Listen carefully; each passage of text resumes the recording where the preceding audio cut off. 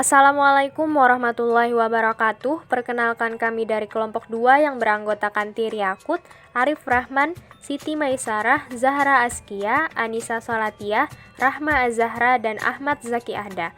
Pada video ini kami akan membahas tentang konsep normal-abnormal dalam berbagai perspektif. Menjadi normal berarti sesuai dengan suatu konsep tertentu. Sedangkan apabila tidak sesuai dengan konsep ataupun aturan dan sadar tertentu, biasa disebut tidak normal atau abnormal. Bentuk perilaku yang aneh tidak biasa masuk dalam batasan tersebut. Normal dan abnormal bagaimanapun merupakan suatu konsep, dan konsep selalu bersifat relatif karena biasa ditinjau dari berbagai sudut pandang. Pemahaman normal dan abnormal bukan dimaksudkan untuk menciptakan sigma, namun lebih sebagai deteksi dini mengenai bantuan dan dukungan yang dibutuhkan seseorang.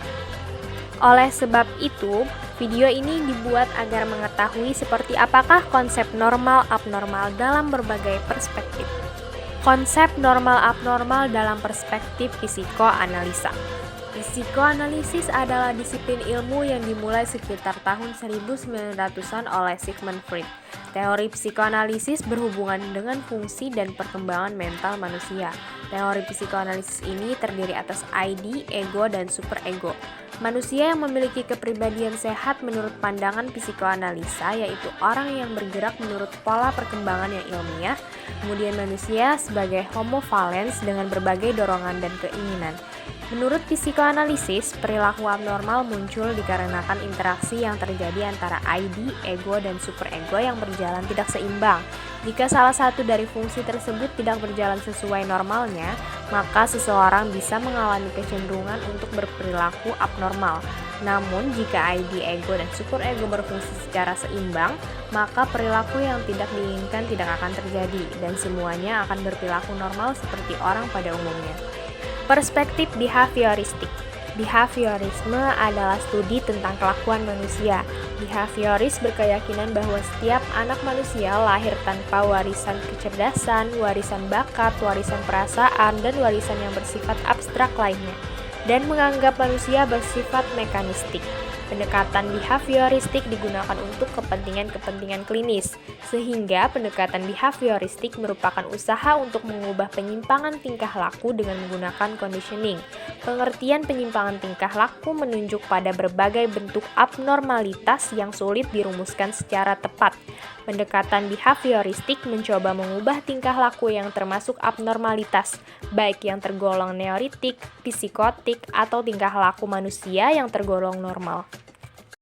Perspektif humanistik. Salah satu tokoh pendekatan humanistik yaitu Carl Roger. Menurut Roger, perilaku abnormal adalah hasil dari perkembangan self-concept yang terhambat. Hambatan ini dapat bersumber dari 1. Penggunaan mekanisme pertahanan diri yang berlebihan. 2. Kondisi sosial yang tidak menguntungkan. 3. Stres berlebihan. Maslow berpendapat apabila manusia tidak dapat memenuhi kebutuhan hidupnya, maka akan terjadi perilaku abnormal. Roger beranggapan bahwa setiap orang punya potensi untuk tumbuh secara psikologis ke tahap kehidupan yang lebih tinggi.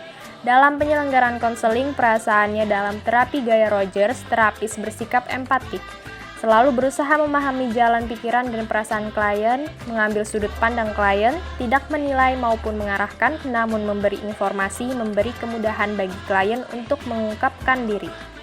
Perspektif sosiokultural. Para ahli teori sosiokultural mengemukakan bahwa penyebab tingkah laku abnormal tidak ditemukan dalam individu, melainkan dalam masyarakat itu sendiri. Orang-orang akan mengembangkan masalah-masalah psikologis bila mereka berada dalam stres yang hebat. Dengan kata lain, pandangan sosiokultural melihat tingkah laku abnormal maladaptif sebagai akibat dari ketidakmampuan individu untuk menangani stres secara efektif. Para psikolog sosiokultural mengemukakan bahwa hubungan-hubungan antar pribadi individu dalam masyarakat akan mempengaruhi kesehatan mental individu. Makin matang individu secara intelektual dan emosional, maka makin besar kemampuannya untuk berfungsi sebagai anggota masyarakat yang bertanggung jawab. Tetapi, masyarakat sering menyebabkan pola-pola tingkah laku abnormal dalam anggota masyarakat karena masyarakat tidak menyediakan sarana-sarana atau lembaga-lembaga yang dibutuhkan untuk pembinaan kesehatan mental. Perspektif kognitif behavior. Konsep utama dari kognitif perilaku adalah peleburan antara pendekatan perilaku dan kognitif. Perilaku merupakan pencampuran dari strategi, perilaku, dan proses kognitif yang bertujuan untuk mencapai perubahan kognisi dan perilaku manusia.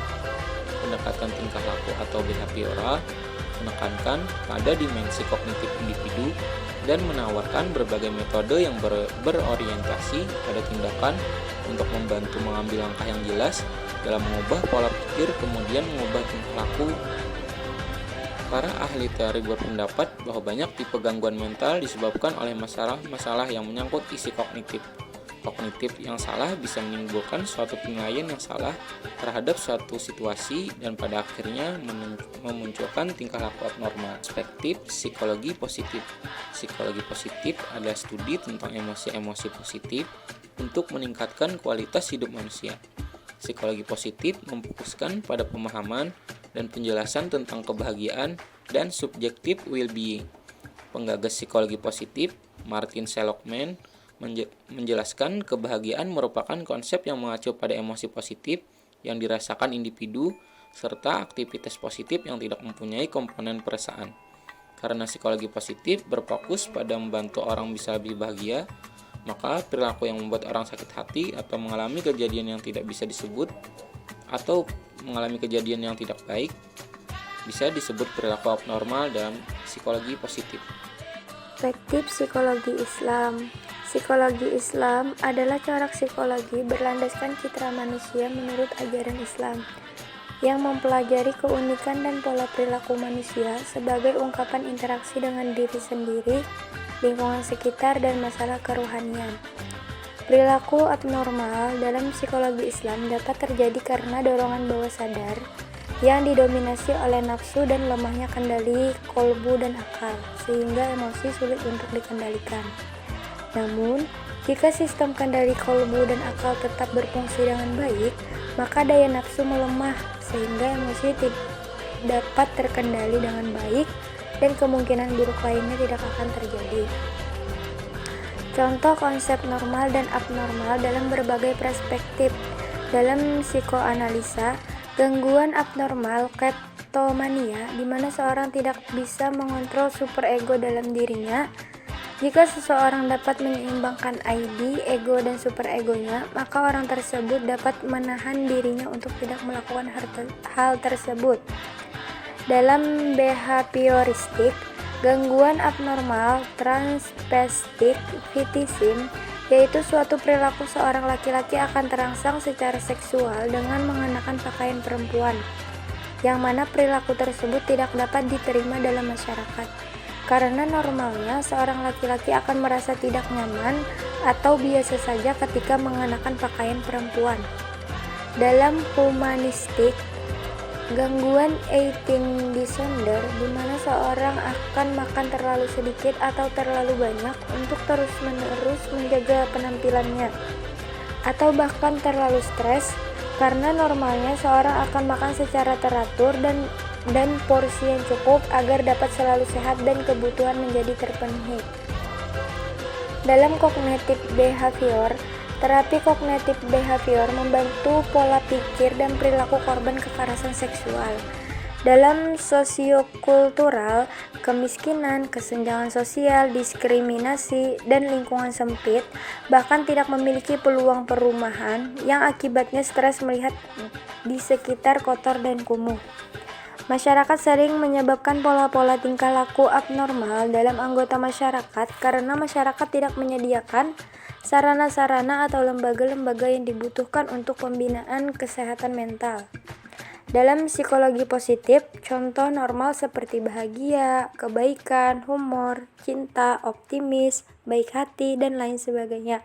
Sebaliknya, contoh abnormalnya seperti emosi negatif, marah, benci, jijik, cemburu, dan lain sebagainya.